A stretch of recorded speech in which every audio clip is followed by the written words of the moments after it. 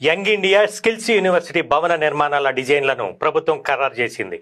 కందుకూరు మండలం మీర్ఖాన్పేట సమీపంలో 57 ఎకరాల విస్తీర్ణంలో వర్సిటీ నిర్మాణం చేపట్టనున్నారు. నవంబర్ 6వ తేదీన పనులు ప్రారంభించేందుకు రాష్ట్ర ప్రభుత్వం ఏర్పాట్లు చేస్తోంది. 10 నెలల్లోగా ఈ భవనాల నిర్మాణం పూర్తి చేయాలని లక్ష్యంగా పెట్టుకుంది. యూనివర్సిటీ క్యాంపస్లో అన్ని భవనాల నిర్మాణం, మౌలిక వసతుల అభివృద్ధి బాధ్యతలను మెగా ఇంజనీరింగ్ ఇన్ఫ్రాస్ట్రక్చర్ లిమిటెడ్ తీసుకుంది.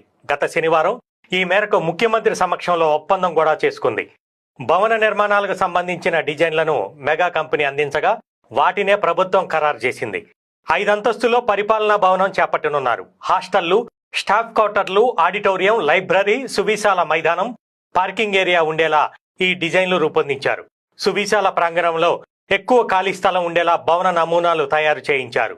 6,000 మంది విద్యార్థుల నైపుణ్య శిక్షణ, వసతి సదుపాయాలు ఉండేలా క్యాంపస్లో నిర్మాణాలను చేపడతారు.